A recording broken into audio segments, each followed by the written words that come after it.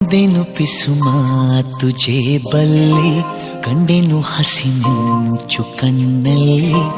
ಬಂದೆನು ತುಸು ದೂರ ಜೊತೆಯಲ್ಲಿ, ಮರೆತು ಮೈಮನ ನಿನ್ನ ಬೆರಳು ಹಿಡಿದು ನಾನು ನೀರ ಮೇಲೆ ಬರೆಯಲೇನು, ನಿನ್ನ ನೆರಳು ಸುಳಿಯುವಲ್ಲೂ ಹೂವ ತಂದು ಸುರಿಯಲೇನು, ನಂಬಿಕೂತ ಹೊಂಬ ನಾನು ನೀನು ಹೀಗೇನಾ, ನೀನೆಂದರೆ ನನ್ನೊಳಗೆ ಏನೋ ಒಂದು ಸಂಚಲನ, ನಾ ಬರೆಯದ ಕವಿತೆಗಳ ನೀನೇ ಒಂದು ಸಂಕಲನ.